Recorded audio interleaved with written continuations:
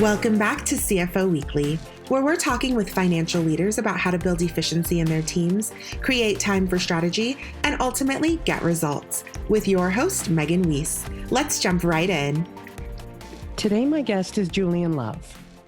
Julian began his career in the private sector in General Electric's financial leadership program, where he had the opportunity to hold a variety of financial analyst roles across 3 different business units. He later accepted a management consulting role with Ernst & Young's finance transformation practice, where Julian focused on finance process improvement, ERP implementation, and business development. After gaining extensive experience in finance, operations, and information technology in the private sector, Julian began to pursue his passion for education and honest politics, accepting a role with Leadership for Educational Equity, LEE. As LEE's Director of Strategy, he focused on financial management, performance management, member outreach, and crafting the social media marketing campaign strategy. After spending 10 years on the East Coast, Julian decided it was time to pursue the work he is so passionate about back home in Sacramento, which led him to St. Hope. Julian earned his undergraduate degree in finance from North Carolina Agricultural and Technical State University, and his Master's of Public Administration from the University of Southern California.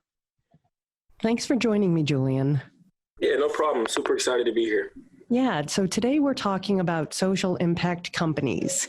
It seems evident that more and more people are expecting companies to step up and do the right thing. In one recent example, we saw the praise for those companies who reacted to the Black Lives Matter movement in a meaningful way. And alternatively, we saw the backlash for those who didn't. As little as 10 years ago, I don't think many of us would have expected a response from the corporate world at all, but not so today. So Julian, I'm really looking forward to today's discussion. But before we get into the main topic, tell me about your career progression. How did you get to where you are today? Yeah, so I started my career, I'll take a step back. I attended North Carolina A&T State University, which was just named the #1 public HBCU. So I'm super excited about that. Wow, congrats. Thank you. And then from there, I started my career with General Electric in their financial management program. And so I spent 2 years in GE's consumer industrial business, working in 4 different areas of the business, 4 different areas of finance, and really laid a really strong foundation in finance, accounting, controls, and strategy. Yeah. After that, I wanted to move into consulting because my goal was to kind of transition out of the finance space at that time in more of a general management space. So I wanted to go into consulting, and I landed at Ernst & Young in their advisory services practice. And I spent a couple of years there working on ERP implementations, finance transformation, supply chain transformation. I really got to lead for the first time and also got to really understand the technology that's behind accounting and finance and really is the platform that a business runs on. So that was a great experience. And then it was at that time that I decided to make a shift, and we can get into that a little bit more later. But I wanted to spend my days and my time working on things that were important to me. Mm-hmm. And I didn't want to wait to the end of my career to do it. I wanted to do it right then. And so I made a swerve, and I started with an organization called Leadership for Educational Equity, whose mission was to transform education through politics and policy using former educators. And so did a strategy role there, got deeply embedded in the movement for educational equity in New York City, met a lot of great people, a lot of great educators, and just learned so much about the education landscape, policy, and politics. And then I wanted to do similar work, purpose-driven work back home in Sacramento, where I'm from. And so I took a role at St. Hope, whose mission is to transform Oak Park, Sacramento through public education and economic development. We have a network of charter schools. We have a portfolio of businesses and real estate all in the Oak Park neighborhood in Sacramento. And so that's where I've been for the last 4 years.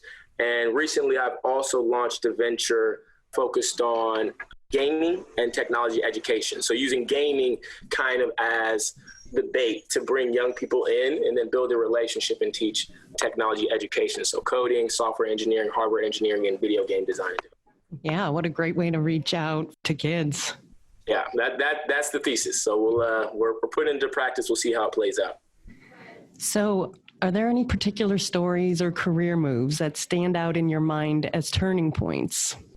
Yeah, I'd say, I alluded to it, but taking a step back and looking at my transition from Ernst & Young, where my career was going great, I got promoted early, was getting rave reviews, to almost take a demotion in some ways and a large pay cut. I think that was kind of the biggest turning point where I kind of just dove all in and couldn't look back. And, it was a mixture of things. Throughout my career and my life, I'd always been passionate about education and passionate about ensuring that everyone had access to a great education. Had recently become passionate about politics and putting people in office who led from a place of integrity. But also at that time, it was really when the Black Lives Matter movement initially burst onto the scene. It was after the shooting of Michael Brown in Ferguson, Missouri. And so I'd gotten really involved in organizing and protesting and exposed to great people who helped me grow in different ways that I hadn't grown before. And it just kind of tugged at my spirit and really made it so I couldn't spend my days simply growing profits for corporations and individuals. I needed to spend my days at that time working on things that truly mattered to me. Yeah. So I decided to make a big move. And I think that was kind of one of the biggest turning points in my career.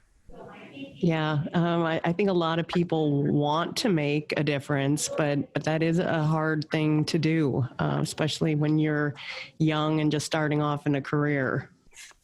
Yeah, most definitely. And it takes courage, and it honestly takes a little bit of stupidity. So, and you sometimes you may question your decisions. And so for me, I just know that every decision was made from the core of myself. So I can't beat myself up over anything, and I have to just remember why I'm doing what I'm doing and why I made the decisions that I made. So as a CFO, what are your greatest concerns these days? What's keeping you up at night? Yeah, so right now, with how the world is and COVID and the disruption, the number one thing on my mind is cash flow. And so ensuring that we can meet payroll, and we can meet payroll for the next 6 to 12 months, because the future holds so much uncertainty. So it means securing the PPP loan and securing other cash advances, even though we may not need it right now. Just having those coffers stuffed is extremely important to the organization in these times of uncertainty. And second to that, I'd say making sure I'm also working with the team and thinking about longer term revenue streams. And so looking at the world and how it's changing, I think diversification is extremely important. So thinking about, diversifying revenue streams. Yeah. Okay. So switching gears just a little bit. So what are social impact companies, and why do these companies matter? Yeah, I'd say you probably get a million different answers if you ask a million different people, but I'll give my definition. To me, a social impact company is a company who at their core serves a purpose, a social impact purpose, but also turns a profit. And so it's part of their business model to have a positive social impact. Yeah, I think when companies don't have that at their core, or it's not who they truly are, it becomes apparent. I think that's pretty transparent. Yes. And so I like to, one of my personal favorite examples of this is Tesla.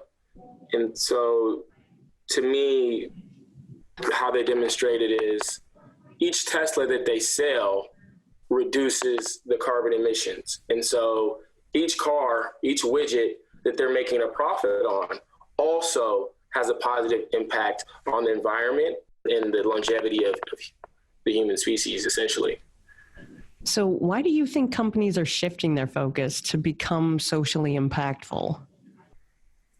Yeah, I think this is a big question, but I really just this morning, it kind of hit me that I think social media has a lot to do with it.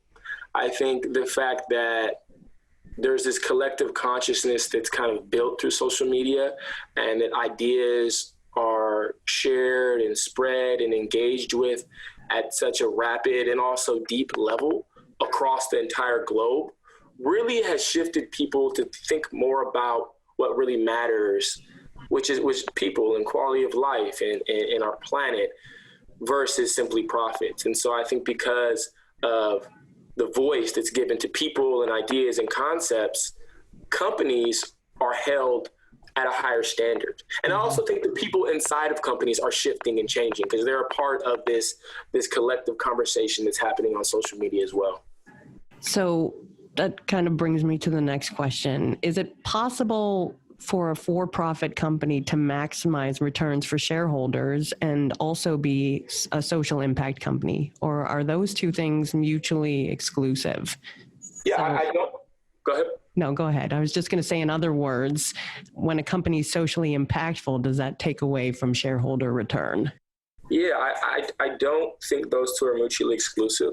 I think it goes back to if your core product has a positive social impact, so each time you provide that service or each time you sell an additional widget, it has a positive social impact, then they'll be married. The profit and the impact will be married. I think the problem comes where companies and folks aren't intentional about their core product and the consequences of that, where the two kind of diverge. And so I'll just go back to the Tesla example where each additional car that they sell, in my opinion, has a positive social impact and ecosystem impact. So what are some examples of socially responsible corporate behaviors? Yeah, I think it's really being intentional, being candid, and taking time in whatever problem you're solving and the solution you're developing, and thinking deeply about what are the consequences of the solution.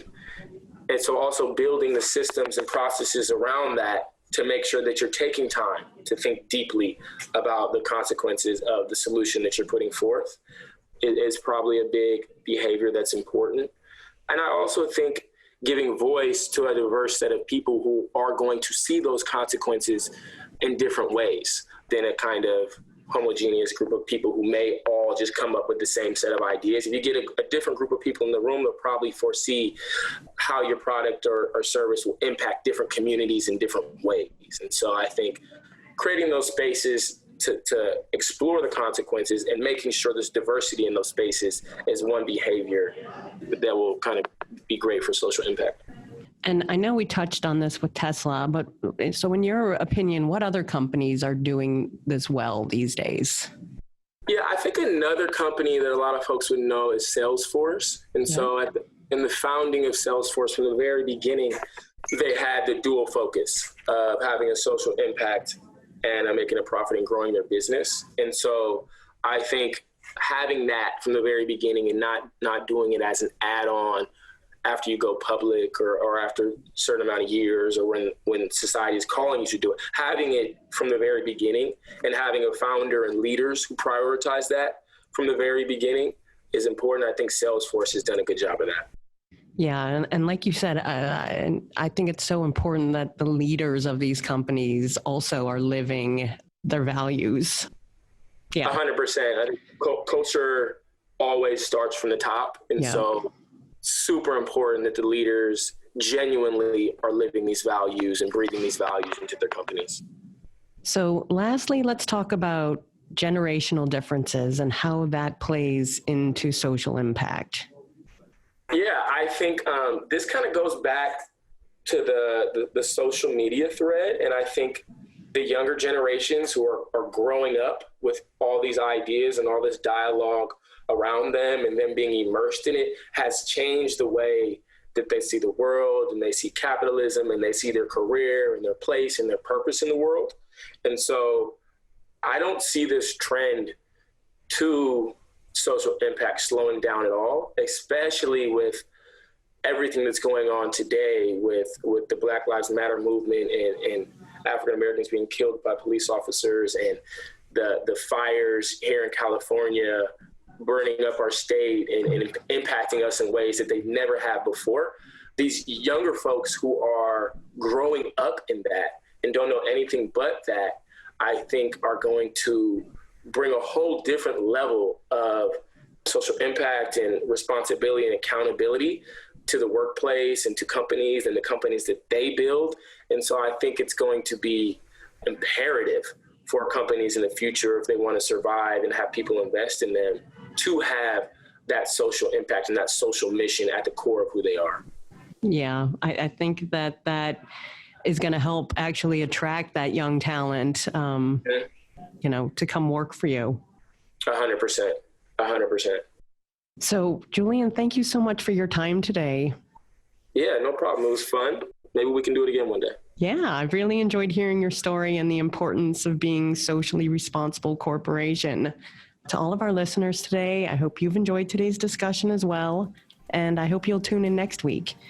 Until then, take care of yourselves and have a great week. If you're ready to boost efficiency and streamline your accounting processes at significant cost savings, it's time to talk with Personiv. Their people-powered solutions have transformed the delivery of back-office tasks and general accounting functions for decades, partnering with clients to provide everything from accounts payable to payroll services. See what Personiv can do for you by visiting personiv.com. You've been listening to CFO Weekly, presented by Personiv. Please subscribe wherever you get your podcasts to hear all of our episodes. Want to learn more? Check out personiv.com. Thanks for listening.